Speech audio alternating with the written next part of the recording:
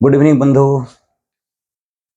आज हम लोग जो है रीस्टोरिंग फोर्स का या प्रत्यानयन बल का कारण जानने वाले हैं। क्यों किसी ठोस के अंदर एलिमेंट्री पार्टिकल के द्वारा मतलब मौलिक कण के द्वारा जो है प्रत्यानयन बल लगता है। पिछला क्लास में हम लोग जाने थे कि प्रत्यानयन बल होता क्या है, जिसको हम एक बार फिर से बोल देते हैं। किसी ठोस बॉडी के ऊपर देखो एक सॉलिड बॉडी लिखा हुआ है, ठोस वस्तु लिखा हुआ है। तो ठोस वस्तु को जब हम लोग बाहर से कंप्रेस करते हैं, दबाते हैं या इसको खींचते हैं, इलोंगेट करते हैं, तब जो है इसके अंदर के एलिमेंट्री पार्टिकल्स जो हैं वह भी अपोजिट डायरेक्शन में फोर्स लगाता है, विपरीत दिशा में फोर्स लगाता है। उसी फोर्स को प्रत्यानयन बल कहते हैं। यह हम लोग पिछला वीडियो में देख लिए थे। अब हम लोग जानते हैं कि प्रत्यानयन बल का कारण क्या होता है। क्यों ये अगर कोई सॉलिड बॉडी है, सॉलिड बॉडी पर हम बाहर से फोर्स लगाते हैं या इसको इलोंगेट करते हैं, खींचते हैं, तो इसके अंदर के एलिमेंट्री पार्टिकल्स जो होते हैं क्यों अपोजिट डायरेक्शन में फोर्स लगाते हैं, उसके पीछे क्या कारण है। तो आज उसके पीछे कारण देखते हैं। मान लो एक सॉलिड बॉडी है जो हमने यहां पर बनाया है, एक सॉलिड बॉडी है, ठोस वस्तु है। तो एक ठोस वस्तु किससे बना होता है? आप जानते हो ठोस वस्तु जो है, सॉलिड बॉडी जो है, एटम से, मॉलिक्यूल से या आयन से भी बने होते हैं। लेकिन चैप्टर में आयन की चर्चा नहीं करा है, तो हमने भी नहीं करा है। वरना सॉलिड बॉडी जैसे कि नमक हो गया, कैल्शियम कार्बोनेट हो गया या कैल्शियम हाइड्रोक्साइड, कैल्शियम ऑक्साइड जैसा ठोस हो गया, काली चूना जिसको आप कहते हो, तो ये सब जो है आयनों से बने होते हैं। केमिस्ट्री में आप पढ़ेंगे ऐसे बहुत सारे ठोस जो आयनों से बने होते हैं। इलेक्ट्रोस्टैटिक चैप्टर में भी आप पढ़ेंगे कि बहुत सारे आयनों के बीच में फोर्स लगता है। लेकिन इस चैप्टर में मैंने नहीं देखा कि कहीं आयन की चर्चा किया, तो हमने भी नहीं करा। तो क्या एक सॉलिड बॉडी है? सॉलिड बॉडी कैसे बन गया? तो सॉलिड बॉडी बहुत सारे एलिमेंट्री पार्टिकल से बना हुआ है। हर बॉडी चाहे लिविंग हो या नॉन लिविंग हो, सब कोई ना कोई एलिमेंट्री पार्टिकल से बना होता है। बात केवल एटम, मॉलिक्यूल और आयन का नहीं है। मैं अगर जिंदा हूं तो मैं भी एलिमेंट्री पार्टिकल से बना हूं। हर इंसान, पशु, पक्षी सब एलिमेंट्री पार्टिकल से बने होते हैं। आपको बायोलॉजी में पढ़ाया गया होगा कि द लिविंग कंस्टिट्यूएंट पार्टिकल्स जो होता है, लिविंग बॉडी में जो कंस्टिट्यूएंट पार्टिकल होता है वो क्या होता है? सेल होता है। तो कंस्टिट्यूएंट पार्टिकल तो हर जगह होता है भैया, एलिमेंट्री पार्टिकल हर जगह होता है। हमें यहाँ एक ठोस के बारे में पढ़ना है। तो ठोस किससे बना होगा? एलिमेंट्री पार्टिकल से बना होगा। हो सकता है यह एलिमेंट्री पार्टिकल क्या होगा? एटम्स होगा, या हो सकता है एलिमेंट्री पार्टिकल क्या होगा? मॉलिक्यूल होगा। जो भी होगा, हो सकता है आयन भी होगा, लेकिन चैप्टर में आयन की चर्चा नहीं करा। तो सॉलिड बॉडी का एलिमेंट्री पार्टिकल्स है, और फिलहाल ये सॉलिड बॉडी जो है या उसके अंदर के सॉलिड बॉडी के अंदर जो एलिमेंट्री पार्टिकल्स है वो इक्विलिब्रियम कंडीशन में है। जब हम किसी सॉलिड बॉडी पर कोई फोर्स नहीं लगाते, एक सॉलिड बॉडी है, इस पर कोई फोर्स नहीं लगा रहे, कोई फोर्स नहीं लगा रहे, तो इसके अंदर जो भी एलिमेंट्री पार्टिकल होगा सब के सब क्या होगा? इक्विलिब्रियम कंडीशन में होगा। इक्विलिब्रियम कंडीशन को हिंदी में कहते हैं साम्यावस्था। साम्यावस्था, इक्विलिब्रियम कंडीशन। ये इक्विलिब्रियम वर्ड जो है आपको फिजिक्स केमिस्ट्री में बहुत ज्यादा पाला पड़ने वाला है। 12वीं क्लास में, 11वीं क्लास में जो है इक्विलिब्रियम कंडीशन से बहुत पाला पड़ेगा। एनसीईआरटी बुक पढ़ेंगे तो थोड़ा सा पहले हम इक्विलिब्रियम कंडीशन पर हम बात कर लेते हैं। इक्विलिब्रियम को हिंदी में कहते हैं साम्यावस्था। क्या होता है साम्यावस्था? इसको आप सरल भाषा में समझो, बैलेंस कंडीशन, बैलेंस, संतुलन की अवस्था। संतुलन की अवस्था को कहते हैं साम्यावस्था। संतुलन की अवस्था को ही कहते हैं साम्यावस्था या इक्विलिब्रियम कंडीशन। अब ये संतुलन की अवस्था क्या होता है? तो मान लो कि यहां पर एक रस्सी है, एक विद्यार्थी इधर से खींच रहा है इसको, और एक विद्यार्थी इधर से खींच रहा है इसको, इस रस्सी को। अब दोनों विद्यार्थी रस्सी को न तो इधर खींच पा रहा और न इधर खींच पा रहा। इसका मतलब क्या हुआ, रस्सी पर दोनों साइड से लगने वाला बल क्या है, बराबर है। तो रस्सी पर लगने वाला दोनों साइड का बल बराबर हो गया, तो कहेंगे कि यहां पर फोर्स क्या है, इक्विलिब्रियम कंडीशन में है, साम्यावस्था में है, संतुलन की अवस्था में है। दोनों साइड का फोर्स बराबर हो गया, रस्सी कहीं नहीं जाएगा, तो इक्विलिब्रियम कंडीशन में माना जाएगा। इक्विलिब्रियम कंडीशन में साम्यावस्था माना जाएगा। केवल फोर्स पर ही नहीं होता, आपको हम तरह तरह का एग्जांपल देते हैं इक्विलिब्रियम कंडीशन का। देखो, आपको हम इलेक्ट्रिक करंट में दिखाते हैं इक्विलिब्रियम कंडीशन। एक तार है, आपने पढ़ा होगा इलेक्ट्रिक करंट, विद्युत धारा के बारे में 10वीं क्लास में। तो हम एक तार ले लिए, अब तार के इस छोर पर मान लो 10 वोल्ट का पोटेंशियल है, और तार के इस छोर पर भी अगर 10 वोल्ट का पोटेंशियल है, पोटेंशियल माने विभव, तार के दोनों छोर पर 10-10 वोल्ट का विभव रहेगा, तो इलेक्ट्रॉन जो है ना तो इधर जा पाएगा और ना ही इधर जा पाएगा। क्यों? क्योंकि दोनों साइड का विभव क्या हो गया, बराबर हो गया। तो कहेंगे कि तार के दोनों छोर पर विभव क्या है, इक्विलिब्रियम कंडीशन में है, संतुलन की अवस्था में है। ऐसे कह सकते हैं आप। इसके अलावा और देखो, तुमको अब दिखाते टेम्परेचर में, तापमान में दिखाते इक्विलिब्रियम कंडीशन। जैसे एक बर्तन ले लो, इसके बीच में यहां पर हम कुछ जो है सेपरेशन लगा दिया, अलग करने वाला वस्तु लगा दिया। बर्तन के बीच में कुछ सेपरेशन करने वाला, अलग करने वाला जाली लगा दिया। इसमें पानी भरा हुआ है, इस बर्तन में क्या है, पानी भरा हुआ है, इस बर्तन में पानी भरा हुआ है। अब यहां पर जो है, यहां पर सेपरेशन लगा हुआ है, अलग करने वाला वस्तु लगा है। अब देखो, इधर से भी मान लो गर्म कर रहे हैं, पानी को इधर से भी गर्म कर रहे हैं और इधर से भी गर्म कर रहे हैं।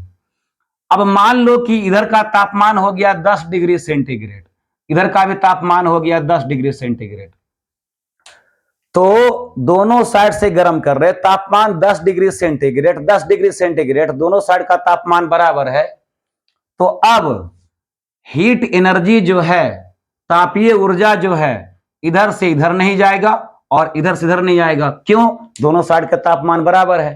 तो कहेंगे हीट एनर्जी या तापमान क्या है, इक्विलिब्रियम कंडीशन में है, संतुलन की अवस्था में है। अब आप संतुलन की अवस्था समझते होंगे, दोनों साइड से बराबर हो जाए कोई भी चीज तो कहते हैं इक्विलिब्रियम कंडीशन। हर तरफ से बराबर हो जाए कोई भी चीज तो कहते हैं इक्विलिब्रियम कंडीशन। एक इक्विलिब्रियम कंडीशन साम्यावस्था का एक जनरल उदाहरण लेते हैं, बहुत ही सिंपल उदाहरण। इक्विलिब्रियम या साम्यावस्था का एक बहुत सिंपल उदाहरण लेते हैं, उससे तो आप समझ ही जाएंगे, गारंटी है। एक तराजू का डंडा है, इधर भी तराजू लगा है और इधर भी तराजू लगा है।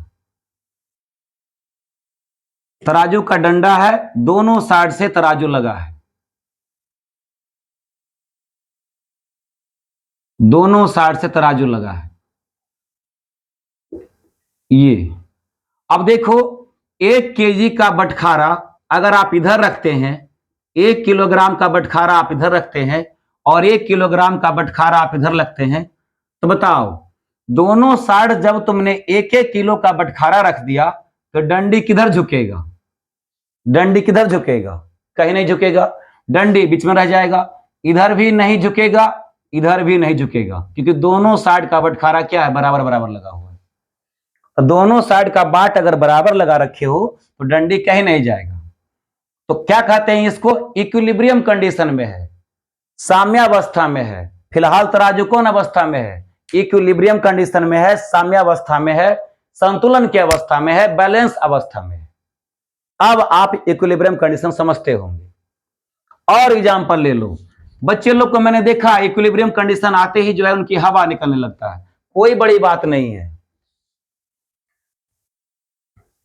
देखो, यहां पर एक बर्तन ले लिया, इस बर्तन में यहां तक पानी भर दिया, यहां तक एक दूसरा बर्तन ले लिया, उसमें भी देखो पानी का ऊंचाई क्या है, सेम है। जो पानी का ऊंचाई इधर है वही पानी का ऊंचाई इधर भी है, दोनों साइड पानी का ऊंचाई सेम है। अब आप इसको पाइप से जोड़ दो, मेरे को बताओ पानी किधर जाएगा, अगर दोनों साइड पानी का ऊंचाई बराबर है बर्तन में और हमने बीच में क्या लगा दिया, पाइप लगा दिया, तो बताओ पानी किधर जाएगा?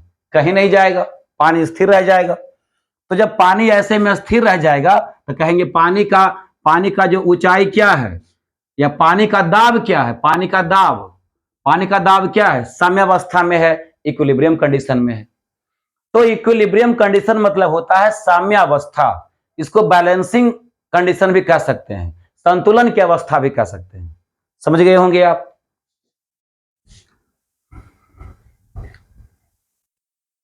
तो एक ठोस वस्तु के अंदर में क्या है? बहुत सारा एलिमेंट्री पार्टिकल है, मौलिक कण है। सादे मौलिक कण अणु होगा, सादे मौलिक कण परमाणु होगा, जो भी होगा। सॉलिड बॉडी पर जब कोई फोर्स नहीं लगाते, बाहर से कोई फोर्स नहीं लगाते, सॉलिड बॉडी पर ठोस वस्तु पर जब बाहर से फोर्स नहीं लगाते, तो ठोस वस्तु के अंदर सभी कण क्या होते हैं? इक्विलिब्रियम कंडीशन में होते हैं। ठोस वस्तु के अंदर सभी कण इक्विलिब्रियम कंडीशन में होते हैं। अब इक्विलिब्रियम कंडीशन क्या होता है ठोस के अंदर? तो देखो भैया, जान लो, ये बात हम 12 क्लास के एटम न्यूक्लियस चैप्टर में भी पढ़ाएंगे यही बात।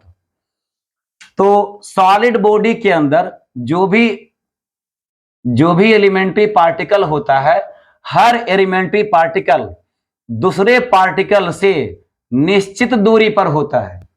इस बात को सुनो जरा गौर से।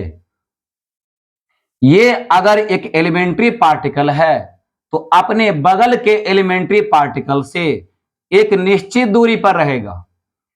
यह जो दूरी है कभी कम नहीं होना चाहिए और यह जो दूरी है कभी बढ़ना नहीं चाहिए।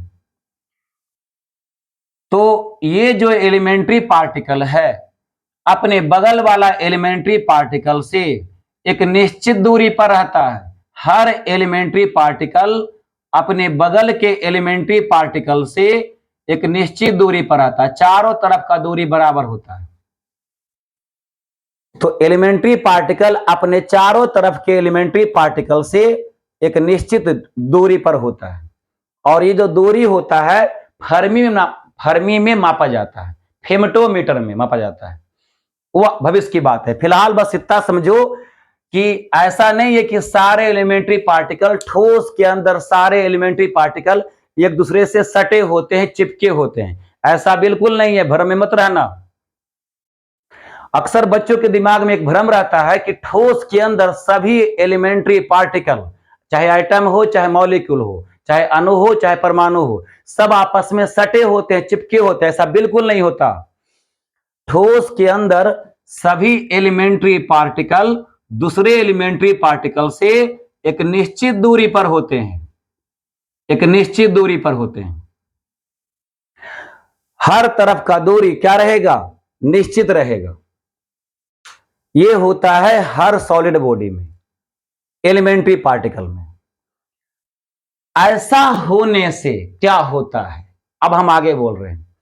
सॉलिड बॉडी के अंदर सभी एलिमेंट्री पार्टिकल, सभी मौलिक कण, जो कि अणु परमाणु हो सकता है, सॉलिड बॉडी के अंदर सभी एलिमेंट्री पार्टिकल दूसरे एलिमेंट्री पार्टिकल से एक निश्चित दूरी पर रहता है। ऐसा होने से इस वस्तु के अंदर स्थितिज ऊर्जा सबसे कम होता है। ऐसा होने से वस्तु के अंदर स्थितिज ऊर्जा, जिसको अंग्रेजी में कहते हैं पोटेंशियल एनर्जी, मिनिमम होता है, सबसे कम होता है, सबसे कम होता है। तीर हम नीचे लगा रहे, मतलब मिनिमम को दिखा रहे हैं, मिनिमम को दिखा रहे हैं। पोटेंशियल एनर्जी, पोटेंशियल एनर्जी इसको हिंदी में कहते हैं स्थितिज ऊर्जा। बात को समझना, यहां पर लैंग्वेज कुछ नहीं लिख रहे हम। तो ठोस वस्तु के अंदर, सॉलिड बॉडी के अंदर सभी एलिमेंट्री पार्टिकल, सभी मौलिक कण दूसरे मौलिक कण से एक निश्चित दूरी पर फिक्स होता है, स्थिर रहता है। इसके कारण ठोस वस्तु के अंदर स्थितिज ऊर्जा जो होता है वो सबसे कम होता है, सबसे कम होता है, न्यूनतम होता है, मिनिमम होता है। पोटेंशियल एनर्जी मिनिमम होता है। कब होता है? जब एलिमेंट्री पार्टिकल अपने बगल के एलिमेंट्री पार्टिकल से एक निश्चित दूरी पर रहता है। उसी को कहते हैं इक्विलिब्रियम कंडीशन, साम्यावस्था। उसी को कहते हैं वो जो हर पार्टिकल दूसरे पार्टिकल से एक निश्चित दूरी पर स्थिर रहता है, कोई भी पार्टिकल दूसरे पार्टिकल को डिस्टर्ब नहीं करता है, हर पार्टिकल अपने अपने स्थान पर निश्चित है।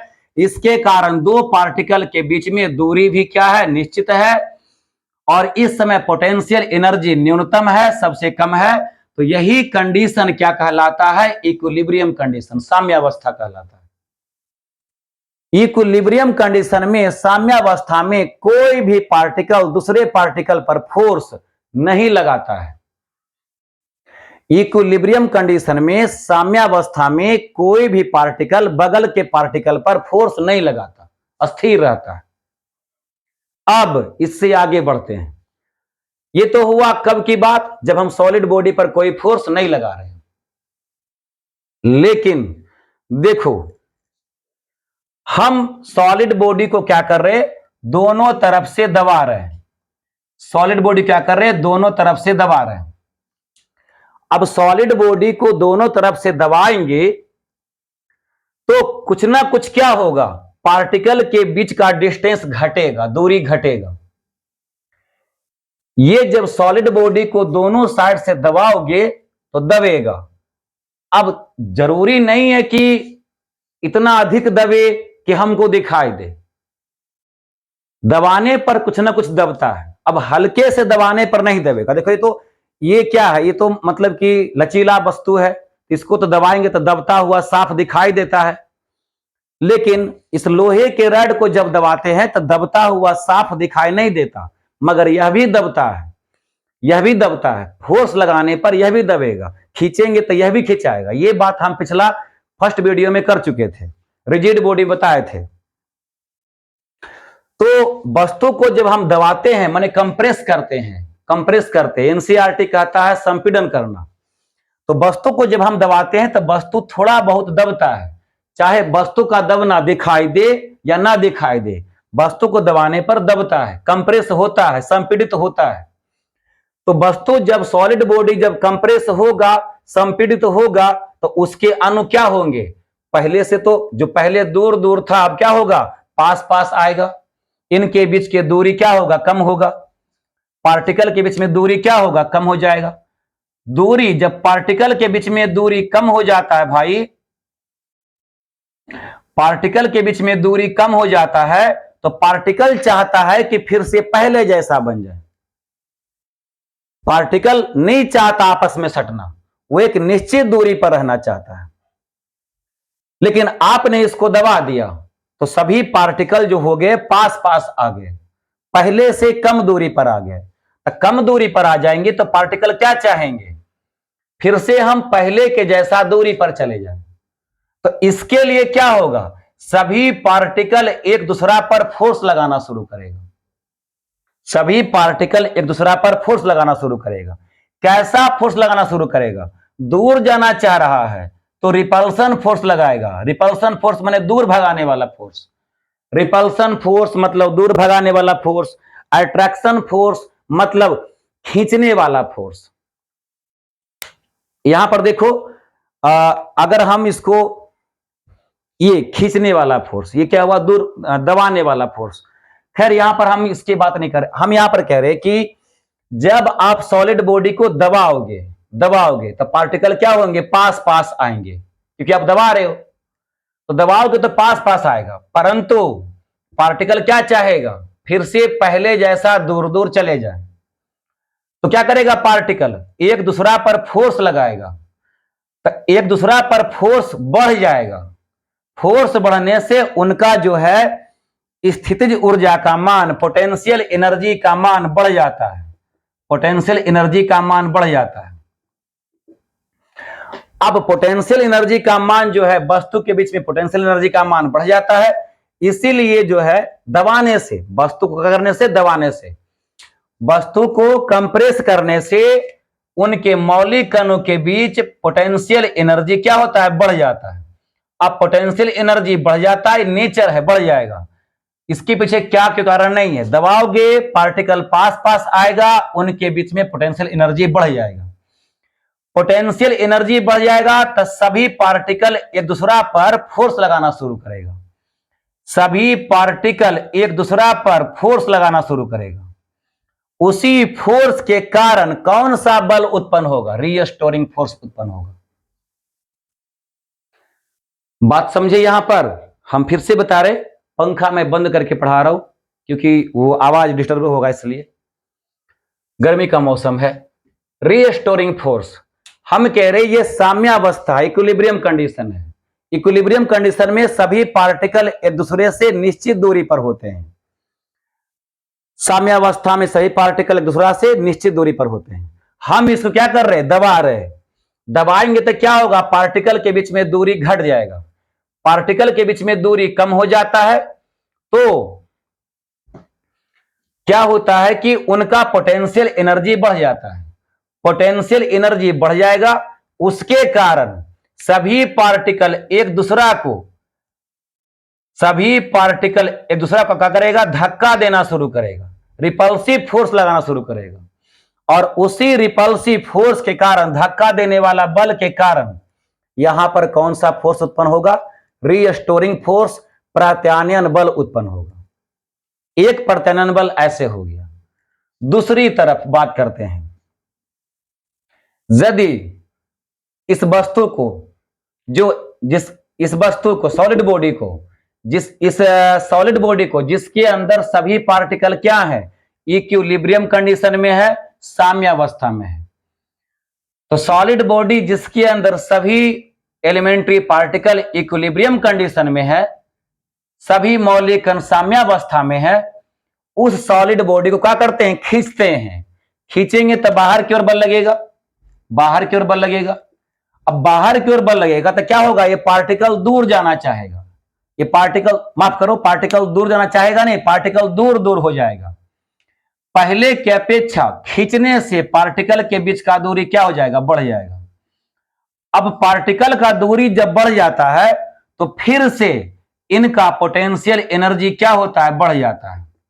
फिर से पोटेंशियल एनर्जी बढ़ जाता है। अब पोटेंशियल एनर्जी बढ़ जाएगा तो पार्टिकल चाहेगा मेरा पोटेंशियल एनर्जी कम से कम हो। तो पोटेंशियल एनर्जी को कम से कम करने के लिए सभी पार्टिकल एक दूसरा पर क्या करेगा? फिर से फोर्स लगाएगा। उसी फोर्स के कारण कौन सा फोर्स उत्पन्न होता है? Restoring force. सारा खेल पोटेंशियल एनर्जी का है, दूरी के साथ पोटेंशियल एनर्जी का है खेल। ये बात आपको दोबारा न्यूक्लियस चैप्टर में पढ़ने को मिलेगा, 12वीं क्लास में। पार्टिकल जो है एक निश्चित दूरी पर रहना चाहता है और निश्चित दूरी पर रहता भी है सॉलिड बॉडी के अंदर। इसके कारण उनका पोटेंशियल एनर्जी कम रहता है। लेकिन जब आप सॉलिड बॉडी को दबाते हो तो पार्टिकल पास पास आ जाते हैं। पार्टिकल पास पास आ जाते हैं, उनके कारण पोटेंशियल एनर्जी बढ़ जाता है। अब पार्टिकल चाहता है या ठोस चाहता है कि उसका पोटेंशियल एनर्जी फिर से कम हो जाए। पोटेंशियल एनर्जी फिर से कम हो जाए, इसके लिए पार्टिकल के अंदर में क्या उत्पन्न होगा? रीस्टोरिंग फोर्स उत्पन्न होगा। सभी पार्टिकल एक दूसरे को धक्का लगाने लगेगा और रीस्टोरिंग फोर्स उत्पन्न करेगा। यदि आप सॉलिड बॉडी को क्या करते हो? खींचते हो। सॉलिड बॉडी को जब आप खींचते हो तो उसके अंदर के जो भी एलिमेंट्री पार्टिकल है सब दूर जाने लगते हैं। एलिमेंट्री पार्टिकल के दूर जाने से पोटेंशियल एनर्जी बढ़ जाता है। पोटेंशियल एनर्जी जब बढ़ जाएगा तो सॉलिड बॉडी चाहेगा कि पोटेंशियल एनर्जी उसका कम से कम रहे।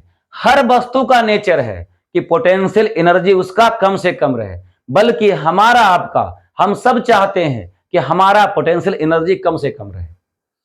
क्यों? देखो, तुम क्या चाहते हो? हर समय हंसते ही रहें मुंह फाड़ के, या हर समय रोते ही रहें?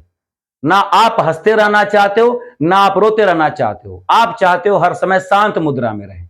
तो जब आप शांत मुद्रा में होते हैं तो आपके अंदर का पोटेंशियल एनर्जी कम से कम होता है। तो सजीव निर्जीव हर किसी का प्रॉपर्टी है कि वो अपना पोटेंशियल एनर्जी को मिनिमम लेवल पर रखना चाहता है। तो सॉलिड को खींचने से पार्टिकल के बीच में दूरी बढ़ जाता है तो पोटेंशियल एनर्जी बढ़ जाता है। अब पोटेंशियल एनर्जी को कम करने के लिए इन पार्टिकल के बीच में फिर से फोर्स लगता है उसी फोर्स के कारण क्या उत्पन्न होगा, रीस्टोरिंग फोर्स, प्रत्यानयन बल उत्पन्न होगा। इस चीज को हम एक ग्राफ से दिखाए हैं। देखो, एनसीईआरटी ने ग्राफ नहीं दिखाया मगर हम दिखा रहे, आपको न्यूक्लियस चैप्टर में पढ़ना है ये ग्राफ। देखो, ये जो लाइन है, ये जो एक्स लाइन है, एक्स लाइन बता रहा है दूरी को, पार्टिकल के बीच में दूरी को बता रहा है, पार्टिकल के बीच में दूरी को बता रहा है एक्स लाइन। और ये जो बाई लाइन है, ये बाई लाइन पढ़े हो आप 10वीं क्लास में, बाई लाइन एक्स लाइन। तो बाई लाइन बता रहा है पोटेंशियल एनर्जी को, सॉलिड बॉडी की पोटेंशियल एनर्जी को, मतलब कि स्थितिज ऊर्जा को बता रहा है। अब देखो, पार्टिकल के बीच में दूरी हमेशा निश्चित रहता है। यहां पर देखो, इतना दूरी पर, ये जो ग्राफ है, यहां पर क्या है, जीरो है, यहां पर क्या है, जीरो। जहां पर एक्स और वाई आपस में कटता उसे क्या कहते हैं, जीरो। अब तुम अगर इधर बढ़ोगे तो क्या कहोगे, एक्स का दूरी बढ़ता जा रहा, एक्स का दूरी बढ़ता जा रहा, मतलब पार्टिकल के बीच में दूरी बढ़ता जा रहा। तो देखो, जीरो से इतना दूरी पर, यहां इतना दूरी पर हर पार्टिकल के बीच में पोटेंशियल एनर्जी जो है न्यूनतम होता। देखो यहां पर, ये ग्राफ कहां पर सबसे कम है, यहां पर सबसे कम है, माने पोटेंशियल एनर्जी नीचे जा रहा है, माने घटते जा रहा है, नीचे जा रहा है, माने घटते जा रहा है, घटते घटते देखो यहां पर मिनिमम हो गया। बाई लाइन पर नीचे जाओगे तो न्यूनतम मिलेगा। तो देखो, न्यूनतम पोटेंशियल एनर्जी कहां पर मिला, जब पार्टिकल के बीच में डिस्टेंस ये वाला है। तो पार्टिकल के बीच में इतना डिस्टेंस हमेशा बना रहेगा, तो पार्टिकल के बीच में जब डिस्टेंस बना रहेगा तो सॉलिड का पोटेंशियल एनर्जी क्या होगा, सबसे कम होगा। अब यदि सॉलिड बॉडी पर क्या करोगे, स्ट्रेच करोगे, उसको खींचोगे, सॉलिड बॉडी को स्ट्रेच करोगे, खींचोगे, तो खींचोगे तो क्या होगा, दूरी बढ़ेगा, दूरी बढ़ेगा, पार्टिकल के बीच में दूरी बढ़ेगा। अब दूरी बढ़ने से क्या हो रहा है, देखो तो ऊर्जा बढ़ते जा रहा, ऊर्जा बढ़ते जा रहा। देखो तो ऊर्जा कहां पर मिल रहा है, यहां पर मिल रहा। तो सॉलिड बॉडी में, सॉलिड बॉडी को खींचने से उनके पार्टिकल के बीच का दूरी बढ़ जाता है, दूरी बढ़ जाता है। देखो इतना बड़ा दूरी हो गया, तो उनका पोटेंशियल एनर्जी भी ऊपर आने लगा, माने बढ़ने लगा। अब पोटेंशियल एनर्जी को फिर से कम करना है, तो यहां पर कौन सा फोर्स उत्पन्न करेगा, पार्टिकल रीस्टोरिंग फोर्स उत्पन्न करेगा, प्रत्यानयन बल उत्पन्न करेगा। देखो, खींचने से पार्टिकल के बीच का दूरी बढ़ गया, तो उनका पोटेंशियल एनर्जी भी क्या हो गया, नीचे से ऊपर आ गया, एनर्जी बढ़ गया। अच्छा, अब इधर आ जाओ, जब हम सॉलिड बॉडी को दबाते हैं तो क्या होता है, पार्टिकल के बीच में दूरी घटता है। देखो, सॉलिड बॉडी को दबाए तो पार्टिकल के बीच में दूरी घट गया, मान लो दूरी घट के यहां पर आ गया। तो दूरी जब कम हो जाएगा तब पोटेंशियल एनर्जी देखो तो नीचे से बढ़ के ऊपर आ गया, तब पार्टिकल के बीच में दूरी घटता है। वस्तु को दबाने से तब भी पोटेंशियल एनर्जी बढ़ जाता है। आप पार्टिकल को जब आप खींचते हो, माफ करो, सॉलिड बॉडी को आप खींचते हो, तब पार्टिकल के बीच में दूरी बढ़ जाता है, उससे भी पोटेंशियल एनर्जी बढ़ जाता है। तो जब जब पार्टिकल के बीच दूरी बढ़ेगा या घटेगा तो सॉलिड बॉडी का पोटेंशियल एनर्जी बढ़ जाएगा, और सॉलिड बॉडी का पोटेंशियल एनर्जी फिर से पहले जैसा इक्विलिब्रियम करने के लिए पार्टिकल के बीच में रीस्टोरिंग फोर्स लगता है। यही है रीस्टोरिंग फोर्स का कारण। अब हम एक नया बात बोल देते हैं, जब पार्टिकल के बीच में दूरी घटता है दबाने से, तो वहां पर विकर्षण बल लगता है, विकर्षण बल, धकेलने वाला बल लगता है। आज जब पार्टिकल के बीच में दूरी बढ़ाते हो, खींच करके, स्ट्रेच करके, सॉलिड बॉडी को स्ट्रेच करके जब पार्टिकल के बीच में दूरी बढ़ाते हो, तब पार्टिकल के बीच में आकर्षण फोर्स लगता है। तो आकर्षण फोर्स लगता है, विकर्षण फोर्स लगता है, उनका ऊर्जा बढ़ जाता है। इसी के कारण पार्टिकल जो है फिर से रीस्टोरिंग फोर्स लगाता है, ये कारण होता है, यही कारण है। समझ में आया, नहीं समझ में आया, आप हमको जो है कमेंट बॉक्स में बताइए। नहीं समझ में आया तो हम कुछ और बातें करके समझाने का प्रयास करेंगे। हम एनसीईआरटी से एक कदम आगे निकल गए हैं समझाने में, देखते हैं आप क्या कहते हो। थैंक यू मेरे भाई।